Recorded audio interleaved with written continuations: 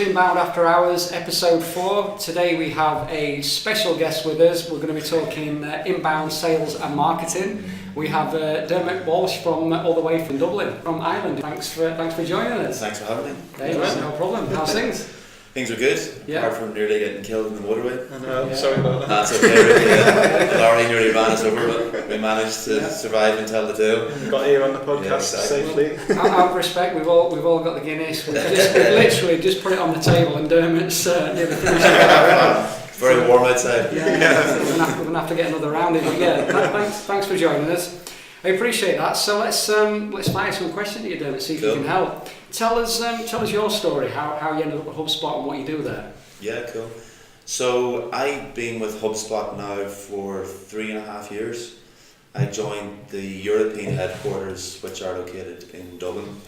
And I joined actually lucky in one way because I was in Vancouver before that, and I worked for SAP for almost 4 years in enterprise software sales, and before that I worked in financial services and sales as well in Dublin. So my background is very sales focused. And when I came back from Vancouver, the first week I was back, I actually had it in my inbox on LinkedIn, a message from HubSpot seeing if I would be interested to relocate from Vancouver back to Dublin. You're one step ahead. Yeah. So it's a very serendipitous moment. And location tracking. Probably. But I go back to Declan. I said, Declan, I'm actually in the markets. I've just literally arrived back in Dublin and looking for a job. So one thing led to the other, and I started there in November 2013 as a channel account executive. So my role for the first year was predominantly bringing on board new agencies like yourselves. I think Ricky, you joined 3.5 years ago. Something about that, yeah. You once told me I was very easy to close. I don't know if I'm offended at that or not. I can't quite wait. I know we said. On the first day. Is that true? I can't really remember. Must have been if I said it. So the first year predominantly is bringing on board new agencies and making sure that we're bringing on board the right type of agencies. And what I mean by the right type of agencies who ultimately want to build a retainer service model for their own business. We were solving the problem that a lot of agencies face, whereby their revenue model is predominantly project based. They struggle with cash flow management. And they struggle with growing, I suppose, an existing client because they come in, they do the project, and then they don't hear from them maybe for another 2 or 3 years. And also, HubSpot as a company, they have designed and developed an inbound marketing platform around the inbound marketing methodology. So that, as we know, is there's 4 key pillars. And agencies like Ricky came on board with a view of making sure that they could deliver this methodology back to their clients and bring clients on board in a retainer, for the simple reason being it takes time to prove out value, and it's something that's continuous as opposed to project based. Yeah. So that was the first year, and then after the first year you begin to manage agencies. So I now manage about probably between 45 to 50 agencies, predominantly based in the UK. Agencies will have two points of contact typically in HubSpot. It will be myself, where I will help agencies sell inbound marketing, the retainers to their clients, help advise, business consult on sales methodologies and implement sales processes for their business. And then agencies will also have a channel consultant who will ultimately help them utilize the technology for your own business and also for your client's business. So my job at the moment really is going out, meeting you guys, building the relationship, meeting clients, talking to clients, understanding their needs, and really kind of helping agencies scale and hopefully agencies grow their business and bring on board more retainers. That's interesting. From your last company, was that more project based? So you had to learn the entire inbound sales methodology when you moved to HubSpot, or was you familiar with that already? No, because HubSpot as a company are only around, they're actually celebrating their 11th birthday this June, so next month. So they're in their 10th year, and when I joined 3.5 years ago, I had never even heard the word inbound until I had heard of HubSpot. So during the interview process, I essentially did a crash course myself learning all about the company, and not so much about the technology, but just more about the methodology and really understanding this whole inbound concept. And it just seemed to resonate and make a lot of sense. It's the first thing I tell a lot of people about why we do inbound, is because when you when you read it for the first time or when you learn about it, it makes sense, doesn't it? And all good things do. It's like, why have we not done it like that before? And I think that's the amazing thing. Yeah, I mean, fundamentally, buyers today, we've got way more power in terms of checking out review websites, checking out a company's web page, checking out the pricing. We don't necessarily need to engage with a sales executive until we're very near making a decision on the purchase. Typically they say 60% marketeers now are responsible for the first 60% of that buyer's journey. Never before have marketeers had such power in enabling the success for a business. I agree.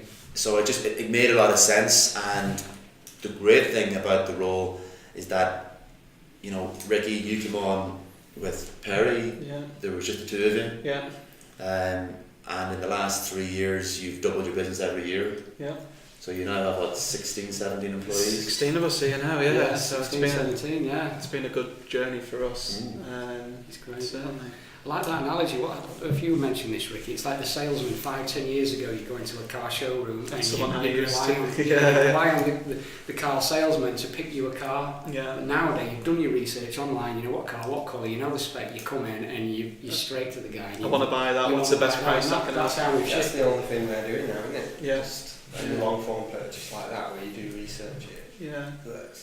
I just feel like going in and cutting to the chase and go, just give me your actual best price. Go next door and get their actual best price. And a lot of car salesmen who've probably got the worst rep in sales are changing to that. Because when I bought the last car, the guy at Volkswagen was telling me they don't actually get commission anymore on sales. Right. They get commissioned on client satisfaction. So Retention as well. And retention. So after you buy a Volkswagen, they send you a survey. If you rated their service as good, they get a bonus. But if they sold you a car and you didn't rate the service as good, they wouldn't get anything. Which is delight. Which is, it is, and it's interesting that even in the most extreme cases of like car sales, I'm sure it's not like this at your second-hand garage, but in those cases they're even noticing how buyers have changed and people are just walking through the door and knowing exactly what they want. You'll notice it as well. Charlotte's got a Mini, like yours, and they're brilliant at that. Shit like that. Oh no, it's the same, isn't it? Videos. Oh, this one's just come in. I thought you might be interested. Yeah, give me a ring if you want to come in and view it. I'll keep hold of it for you till next week. Yeah, no, they subscribe to But that. they all say as well, like, yeah, definitely go to so and so and get another price. Yeah. It's creeping around, isn't it? No, absolutely. Well, that's great, Dermot. So, most of our listeners, 90% are marketing professionals, where I know your persona is us guys, which are agencies who help marketing professionals. So we want to sort of try and help these guys more today. So can you just give us a bit more insight and description on the sales methodology or inbound sales as a whole, just trying to educate the listeners? Yeah, I think the big shift at the moment, we have an internal meeting called Smarketing, and essentially, I love that word, by the way. So essentially what it is, it's sales and marketing together. Yeah, great. And HubSpot is a platform. We have our marketing platform, we now have our CRM platform, and we have our sales product platform. So the marketing platform is designed to help marketeers. The CRM is ultimately designed to help salespeople keep track of those leads, and then the sales platform is actually designed to help or really enable salespeople to be more effective at their job at closing deals. So what is key and what we're seeing more and more of, you need, for marketing to work and for sales to work, you need to have a very close alignment of both departments. They both need to understand, and very key, they both need to respect one another. Too many times within an organisation, salespeople don't believe that marketing is really doing anything because they feel that they're sourcing their own leads, but their leads they're generating from the marketing team aren't good leads, and they're giving out about that, and then they just decide to rubbish everything that marketing do.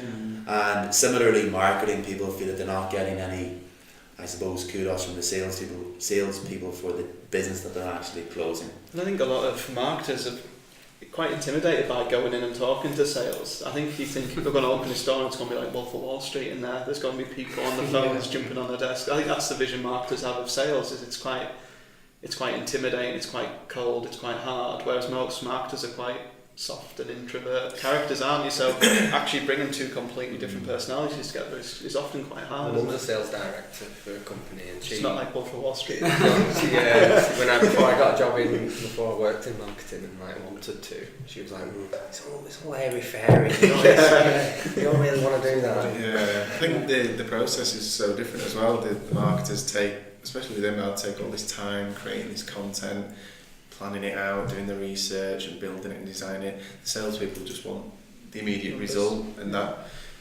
is that gap, isn't it? The inbound process is a bit more drawn out, well, a lot more drawn out than the traditional sales process of that instant, pick up the phone, get the result or don't, and where they're going. Just take your time, we'll nurture them, we'll bring them, and they'll eventually be like really happy to speak to you, and it's just an education gap of bringing meeting in the middle with this marketing of let's do a bit of this, and as marketers we can give sales so much context and information through HubSpot, through the stuff we're writing, and they will therefore, it's new for salespeople to know about stuff, about the people they're ringing up, and know where they've been, what they've looked at, what they're interested in, and why they should work with us before they've actually rang and asked them those questions. They already know that. Yeah, and I think the key thing is where your job now is becoming more important as an agency is when you go into companies is to link both of these departments together. Definitely, And a key thing that inbound marketing fundamentally at the start of it, it's about finding people when they're searching. So it's about finding an inbound lead. Somebody who's actually searching for a particular product or service. And key questions that marketeers should be asking the salespeople will be, can you list me the top 10 questions you're typically asked in relation to the product or service that we're providing? And then marketeers' role should be, how are we getting found for these top 10 questions? The reality is, most companies, if they just do that simple exercise, not only will they not be getting found for any of those long-tail keywords, probably their competitors will be getting found for them either. So this is one of the big I suppose opportunities with inbound marketing. It shows you the blue ocean opportunity there for companies. And inbound marketing is a relatively new concept. For those companies that embrace it now at the early stages, this is where you'll start to really see the benefits and getting found for those particular long-tail keywords that will resonate with essentially your buyer persona.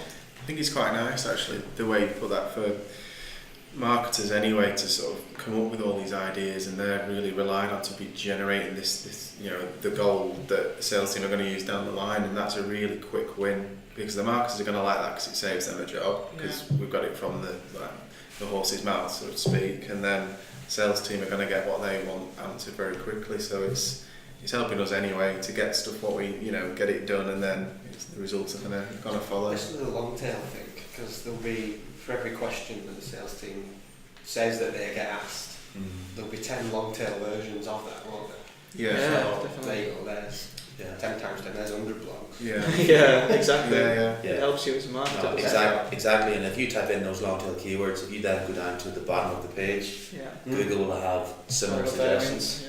So then, take those similar suggestions, and then what you've got to be doing is creating a lot of valuable, remarkable, relevant content around all of those long tail keywords, and that's where you can begin to get found essentially by the audience you want to get found for. And they will be the hottest leads you can potentially get. And so few people doing inbound or doing inbound well. And there's so fewer amount of people going and speaking to sales and taking this marketing approach to inbound that you can pretty much guarantee whatever vertical you're in, you're not going to be competing with 20, 30, 40, 50 companies for those keywords, are you? Like you say, chances are you're probably going to be the only one writing content about that stuff. At the most, there's going to be one or two others, and it's a really low-hanging fruit for marketers, isn't it? Yeah, for sure. And then, marketers, as I mentioned already, the sales process now, typically marketeers have the power to control the first 60% of the buyer's journey. 60, yeah. And so what that means is that never before has marketeers had such power to influence essentially your audience. But they also now have the opportunity to really impress themselves upon the sales team, because not only are they generating really good leads, but you guys are a HubSpot agency. So you use HubSpot as the inbound technology to deliver your services to your clients. And the big benefit from that standpoint is that you then as an agency are holding yourself accountable, because with HubSpot all of the tools are on one platform. So you're able to prove out ROI to your clients, and the three key metrics that you would report back to your clients will be traffic to the website, leads generated as a result of that traffic, and thirdly and most importantly, number of customers. Definitely. Right. But you're also giving leads to your salespeople.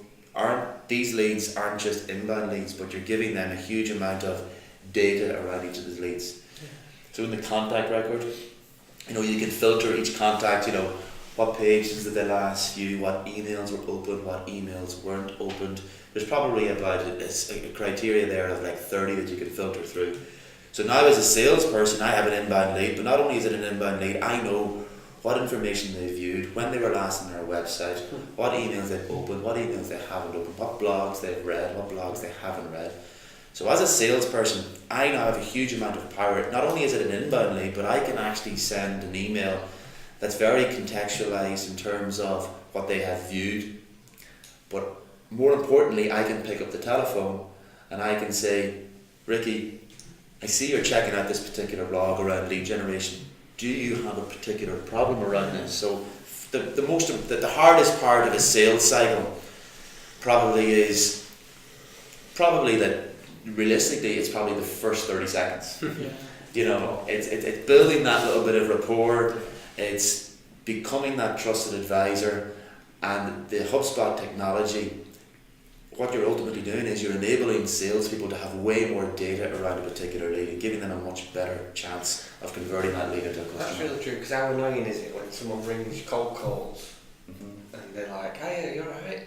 How's your day going?" And you're like, "Come on." They've got nothing to say. Jumping right up to that paper, isn't it? I can see you viewed this. Let's skip the bullshit. How can we help? I think as well, if people have given information across willingly, they're sort of, especially if they give you the phone number and you ring them, they're not going to ask you why you've rang them. You think, well, you downloaded this, guide and you've read X, Y, and Z, and I want to help you with that, and you were already serving them something and answering something they might not even asked you, specifically. But question I've got for Dermot is with a lead, what us as marketers call a lead. Sometimes salespeople say, well, that's not a lead. A lead. We've got this full spectrum of awareness, consideration and decision, and people who are slightly further up, and the bulk of the marketing that you do is very early stage research, and the workflow does bring people down, but sometimes we're sort of sat at that middle stage and the salespeople still want to speak to those. So how do you bridge that gap between someone who's desperate to buy something, which a traditional, someone walking onto that forecourt, that's a lead, isn't it? Because they want a car. There's a generation of salespeople used to being given decision-based leads, people who were ready to buy, isn't there? And now salespeople have to adapt to be given awareness-based leads, consideration-based leads, people who are really early in the buyer's journey. I think the ability of the salesperson to hold someone's hand, be consultative, not realise I'm not going to close them this month, but if I add value now, I'll close them in 2-3 months. That's the sell, isn't it? That's quite a big shift. I think as well it comes down to when you're actually sitting there between the marketing team and the sales team, and you come to an agreement. When do you actually pass this lead over to sales? Yeah. And it might vary between company to company, industry to industry. It might vary between how confident the sales director will be in the sales skills of their actual sales executives. But typically, you don't really want to pass that lead over until it's essentially become marketing qualified or sales qualified. They typically mean the same thing. Yeah. And then it's up to you to kind of whiteboard that out in terms of what is a marketing qualified lead. Is it somebody who has been to your website 3 times? Is it somebody who has just come to your website and checked the pricing page? Is it somebody who's come straight to your website and maybe downloaded a trial if it's software that you're selling? So that might automatically, even though it's their first time coming to your website, it might automatically trigger that they become a marketing qualified lead, which in fact flips directly over to a salesperson. If somebody downloads a blog, for example, HubSpot, we sell inbound marketing software. If somebody downloads a blog around how do you write a press release, that more than likely will not be flipped to a salesperson. It will be nurtured until they come back to the website again, and the second time they might download a blog around inbound marketing techniques. The third time they might download a blog around how can inbound marketing improve lead generation. Now all of a sudden, if they've been to our website 3 times, we see that they've read, that could automatically be automated to be flipped to a salesperson who could begin then to implement a sales process and bringing hopefully that lead through to close. I think not enough people have that conversation, do they, about what a qualified lead is, and from an agency viewpoint it could create tension with the client, but from an in-house viewpoint it can create friction between sales and marketing, where you think you're doing an awesome job as a marketer firing leads, they're coming back to you saying either they're not the right people or they are the right people but they're not ready to buy yet. I don't think enough people have that conversation really. And this is where your job again as an agency comes in. It's going in there in terms of the inbound methodology. Stage 1 of the inbound methodology is attract. And part of the attract is who is your audience, who should you be driving to your website in the first place, who are your target personas, and based on who your target personas are, what is the content strategy in driving your audience to your website. Stage 1 is so important to get right. You need to really understand who your buyer personas are, because if you get that wrong, everything else that follows through will be rubbish because you have the wrong lead going through the system the whole way. So it's absolutely key to get the attract stage correct at the start of the methodology. We've had that with a client recently, haven't we? Turns out it was their direction, but they just went down completely the wrong route. So we were getting the leads and They weren't a good fit. And then they were just, you couldn't win any of them. We were getting them leads, they were going on pitches and they weren't winning the pitches, and they positioned themselves wrongly in the market, hadn't they? And that's it's weird, you as an agency going in and saying what's your ideal company and them having no answer, and that's where we have to add a lot of value and help and guide them through, and it happens a lot, help and guide them through that. And by the time we'd gone in and done that, we'd identified quite a different market for them, hadn't we? It was like a 10 times lower average order value, but it was much more high volume, it was better geographically for them, etc. But then the knock-on effects, different tone of voice, different everything we do is different. social tactics. And then you've been banging your head against the wall, like, they're all leads, they're there. Maybe, well, they're no good. No, definitely.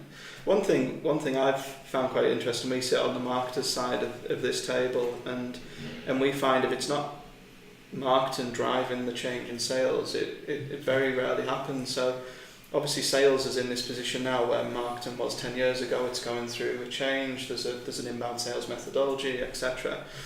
But if we feel like if marketing wasn't going and saying, right, the user experience doesn't end with marketing, the user experience carries on into sales, you need to be consultative, you need to provide a personalised approach, etc., etc. And I often feel like that's marketing forcing sales to change.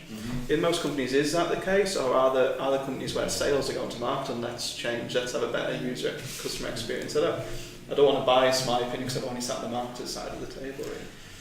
Yeah, I think, if you can communicate and articulate to salespeople this approach, and then if you can prove that you can start generating good quality leads and at a consistent volume, which you can through inbound, it does take time, but you can through inbound marketing, absolutely salespeople will sit up, because most salespeople, the best salespeople will be intrinsically self-motivated and ultimately are in sales because they can make good money. And if they're making good money and if they feel that the marketing team can help deliver much better quality leads, they will absolutely sit up and begin to take on board marketing's advice of, you mentioned the sales process, of beginning to apply, the inbound methodology when it comes to inbound sales. So it's like identify, connect, explore, and advise. The key thing I think about the inbound sales process, which is different to the marketing process, But the key thing is that for both, I suppose, is that it is a process. Yeah. And it's a step by step, and it's no case going from step 1 to step 3 because you're going to miss things. Yeah. And the inbound sales process ultimately is a guide to make sure that the client that you're ultimately going to end up working with, potentially they will become, you know, in your case, if you're bringing on board, for argument's sake, if you're bringing on board a new client, you want to make sure that you can partner with them, Yeah. that you can deliver value, that you don't leave any money on the table. Yeah, enjoy That- working with. Yeah, yeah. Big one. Yeah, no, for sure. You want to make sure that this is going to be a good relationship for both parties. Yeah. And that's why I always say, I would encourage you always to use the word partner. Yeah. But you're never going to understand that without having a very diligent sales process. And the sales process typically is, you know, the connect stage, which is understanding a person's pain point. Because you're never going to close a deal if pain is not identified. Yeah. And assuming pain is identified at the connect stage and you've built a relationship and you've got a bit of rapport, it can be as quick as a 15-20 minute conversation. You move to the next stage, always being transparent and open with the client about what the next stage will involve. So stage 2 will be the explore stage, discovery stage, whatever you want to call it. And typically what that will be is, you know, you're going to go in depth and making sure that you understand exactly what they are trying to achieve as a business, what timeline they're trying to achieve that, and why they ultimately need to achieve it. And that's normally the biggest step I find people miss, is that deep dive, explore, discover on businesses. proposal. They go from connect to pitch, don't they? And I think that explores. Yeah. It's so vital, isn't it? Yeah, no, they say now, like, you know, HubSpot, you know, the discovery stage is the new close. Yeah. You really shouldn't be moving past the explore stage of a sales cycle, not unless you've got a fairly good understanding of who you're talking to in terms of authority, who are the stakeholders, do they have budget, can they afford your services or your particular product, do they have challenges that you know you can solve. Too many times, because what we're trying to do in terms of, if you have a really succinct, clear sales process, it allows you to qualify leads out at an early stage. Yeah. Because sales ultimately is a numbers game, and the more successful you are, like for example, the last thing you want to get to is go through 5 different stages in the sales process, get to proposal, and for every 10 proposals you're only closing 1. Yeah. That means that you've worked an awful lot of leads just for a very low close rate. What you want to get to is get to the final stage, which is proposal, where you're closing, for every 2 you're closing 1. Or potentially for every 2 proposals you're closing 2. In other words, you don't move it through to where you spend an awful lot of time putting together the proposal without really feeling confident that this is definitely going to close. And in a lot of cases, driving there, going face to face, pitching, it's a day out A lot of of job, time. isn't it? Yeah, a lot of time, money, investment spent. Like, if you were to ask me what makes a really successful salesperson, I would say salespeople who are really good at qualifying out at an early stage. It's definitely Absolutely key. Why is that? Because it saves so much time in the long run. Yeah, because they're the smart salespeople. You It's know, quite a confident thing to do, especially if It is. you leads are not abundant early on. It's to say no to something is quite difficult. I it's think. probably that's the thing I've struggled with most. Maybe Yeah. I'm not a salesperson, I just happen to sell stuff because I own a business, and I'm way too nice. Like, someone's on the phone, please help me. Of course I will. And that's always it. Even then, you get there and you've got a tenner in the pocket, and you're like, okay, I probably can't quite help you. Yeah. But it's that's been my biggest learn as I'm not a salesperson, but moving into the sales world is saying no more. I think that's. Have you found it? Please tune in next week for part 2 of the Sales and Marketing Alignment podcast with Diarmuid Walsh.